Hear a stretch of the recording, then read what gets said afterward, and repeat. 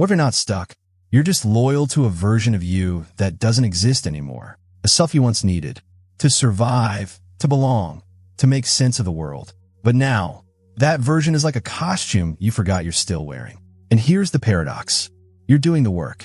You're self-aware.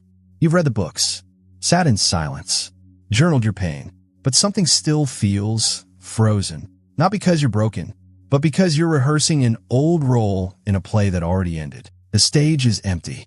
The lights are off. And yet, you're still delivering your lines, hoping someone claps. Breathe. This isn't failure. It's over-identification. You've built such intimacy with your patterns. They've started to feel like personality. But survival strategies are not soul truths. You are not your coping. You are not your trauma-shaped timing. You are not your overthinking or your underreacting. You are the awareness underneath. But you've mistaken the mask for the mirror. It's tender, isn't it? To realize how long you've been grieving silently, grieving the shedding of an identity that once kept you safe. But safety isn't the same as aliveness. And staying stuck, it's often just staying loyal. Loyal to who you used to be because you're afraid of who you might become. But the real you, the one behind persona, she's not lost, just buried under rehearsals. And now, gently, you're remembering the script was never yours. Pause. Breathe that in. Because the truth is, you're not stuck. You just identified.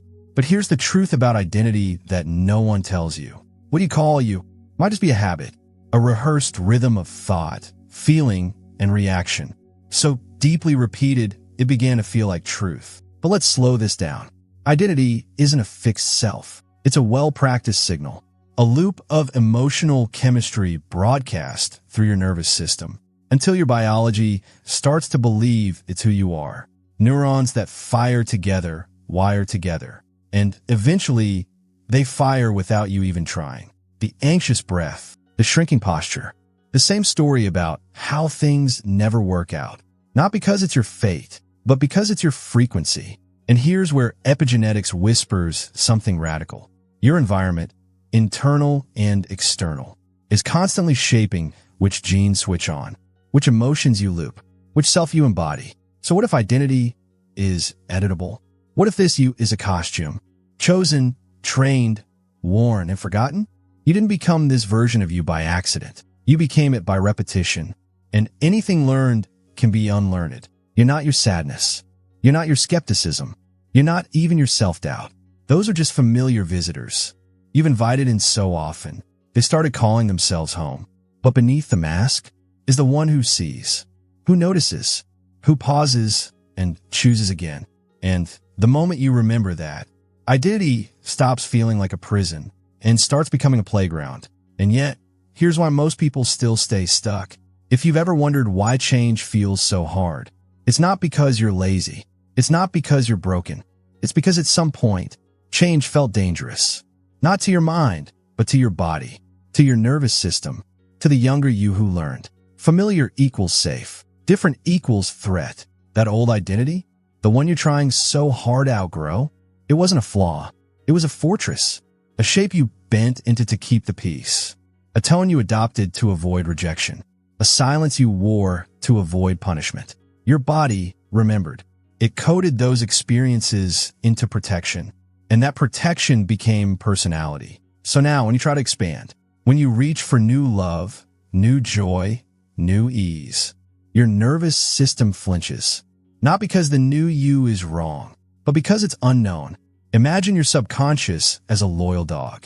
It's been guarding the same house for years.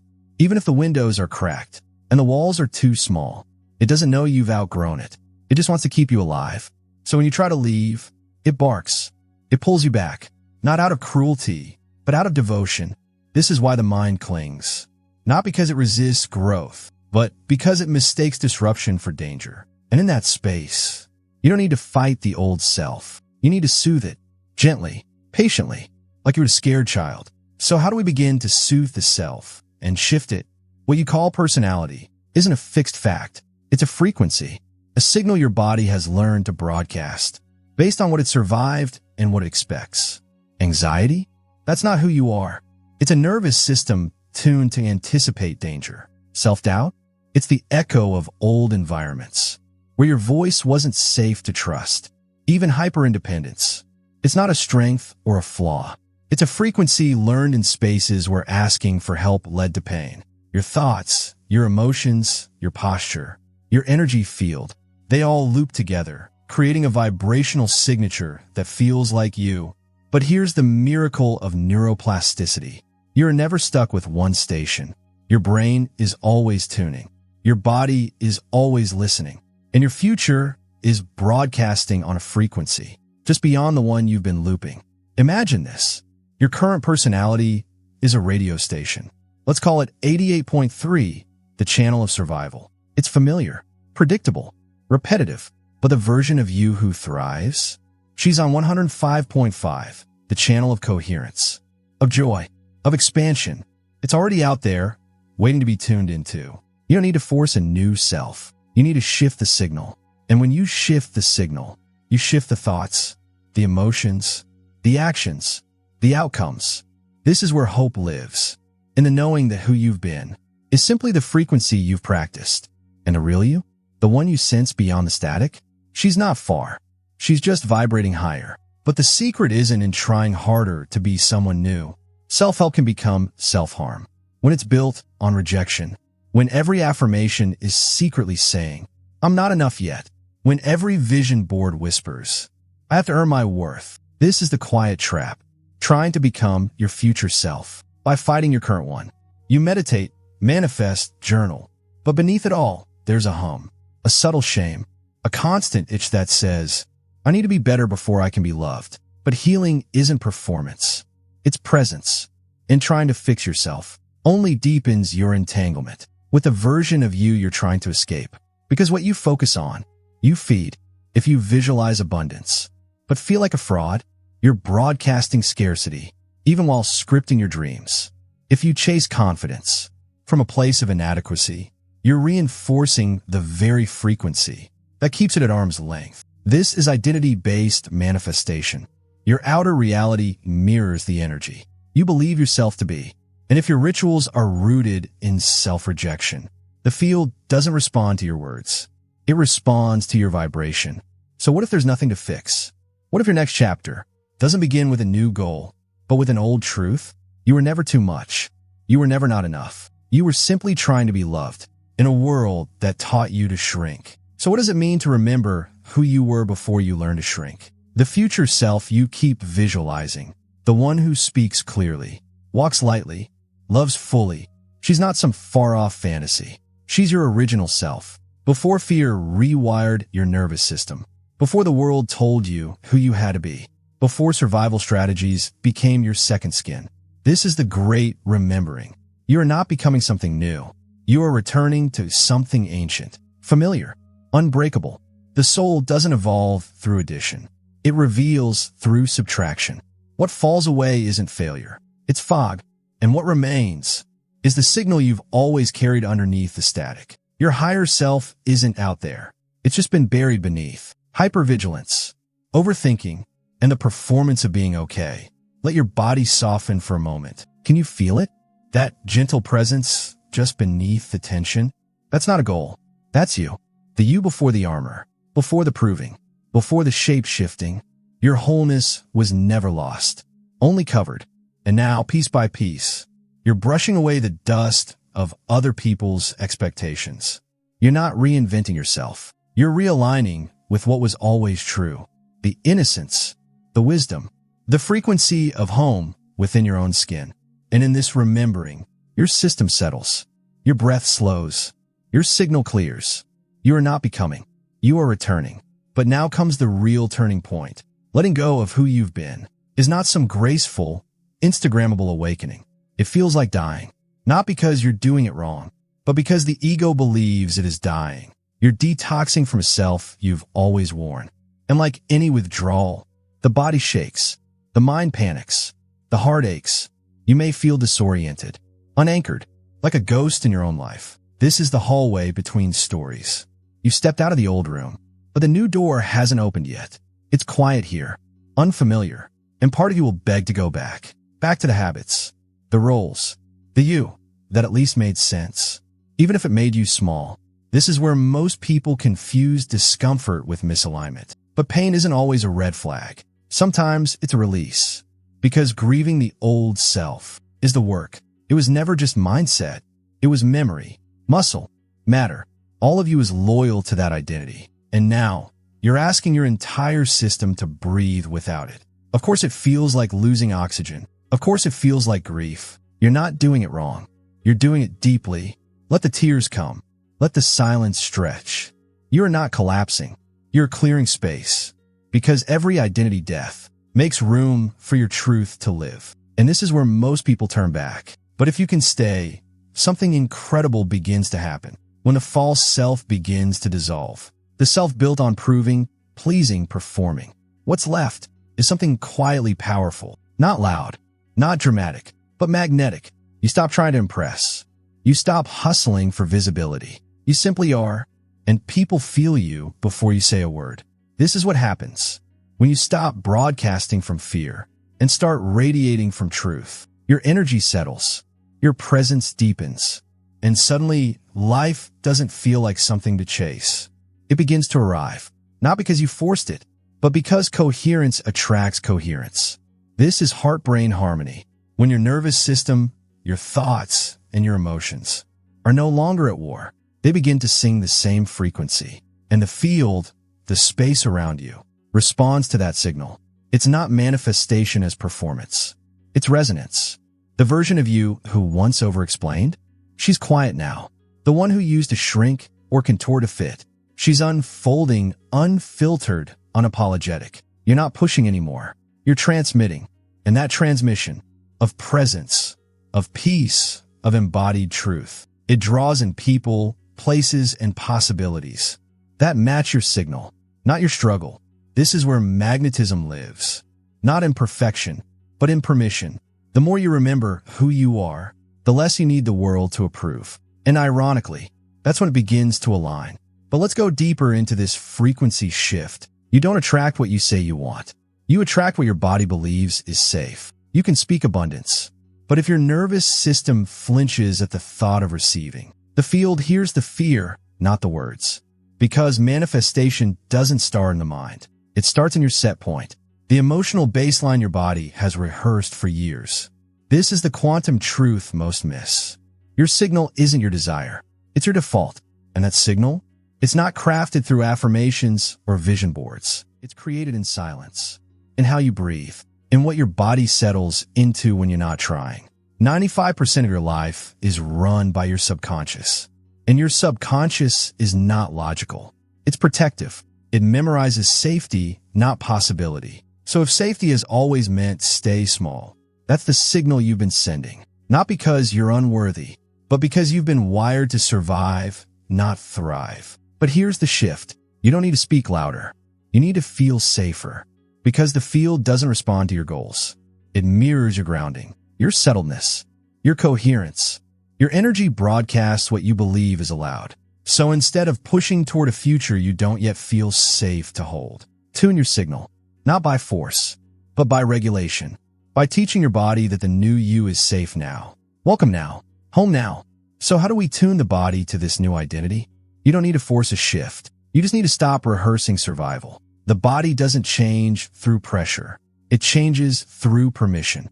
Every time you slow down, breathe deeply, honor pleasure without guilt, you're teaching your nervous system, this is safe now. I don't have to brace anymore. Identity doesn't shift from the head. It shifts from the soma, the felt sense of being allowed to live differently. This is embodiment, not thinking new thoughts, but anchoring new truths into your cells. Because until your body trusts the new frequency, it won't let you live there. It'll pull you back to old moods, old stories, old selves. So you create safety, not in theory, but in practice, through breath, through stillness, through softness, noticing what your body clenches around and gently releasing, noticing where you collapse and slowly expanding. You don't have to affirm the new you loudly. You only need to live in a way that whispers to your nervous system, we're not in danger anymore. This body is the altar. The ritual is presence. And the prayer is peace. You're not reprogramming for success. You're repatterning for safety. Because once the body feels safe, identity begins to shift on its own, effortlessly, organically, honestly. And here's what begins to happen when the shift takes root, when the signal settles. Your choices begin to change, no longer driven by fear, or made from the wound of not enough. You begin to choose from knowing, from clarity, from coherence.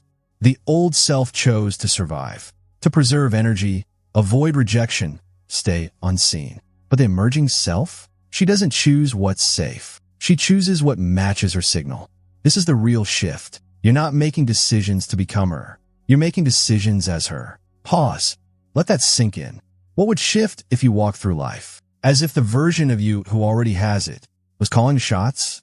Not faking it, not forcing it, but feeling into the energy of, I remember who I am. This isn't delusion. It's vibrational alignment, because every choice carries a frequency. Every yes and every no isn't just a strategy. It's a signal to the field, a declaration of identity. You begin to ask, does this choice reflect the version of me I'm returning to? And if not, you breathe, you pause, and you choose again. Not because you're perfect, but because you're present. This is when the shift becomes embodied. You're no longer negotiating with your old self. You're responding to life from your real one, the one that already knows, already feels, already leads. And what begins to reflect back to you is almost surreal. Life is not responding to your words. It's responding to your wiring. When your internal frequency shifts, the external world does something strange. It starts to recognize you, not the version you fought to escape, but the one you've finally chosen to embody. This is the mirror, now reflecting from a higher octave, not the distorted glass of old wounds, but the clear surface of inner coherence. Suddenly, people treat you differently, not because they changed, but because you stopped broadcasting from lack. Patterns that once looped endlessly, they dissolve. The chase fades. You stop feeling invisible. And it's not magic. It's resonance. The field doesn't respond to desperate effort. It responds to your settledness.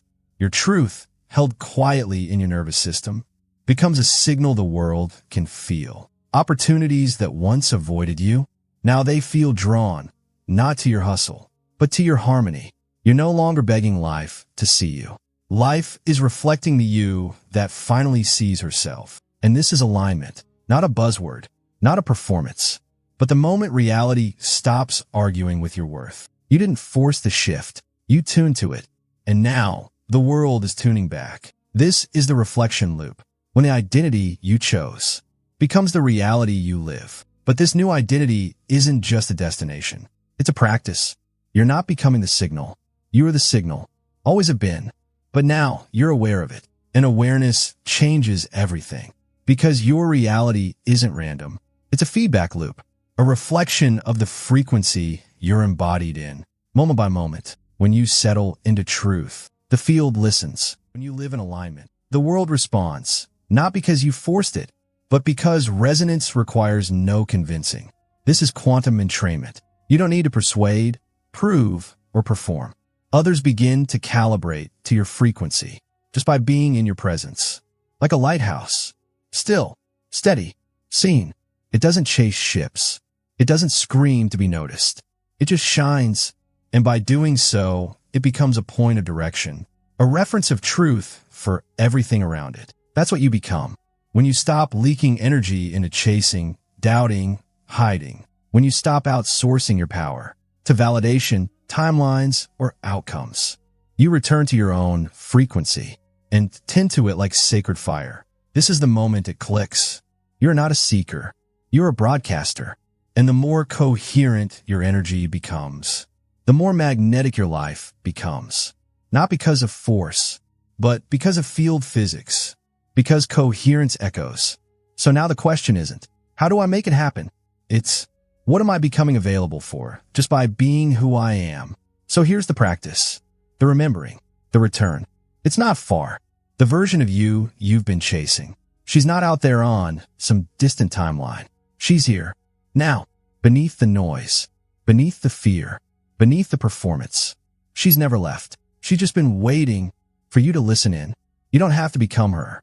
You only have to remember her. The mirror has shifted. The signal is clearer. The static of survival is softening.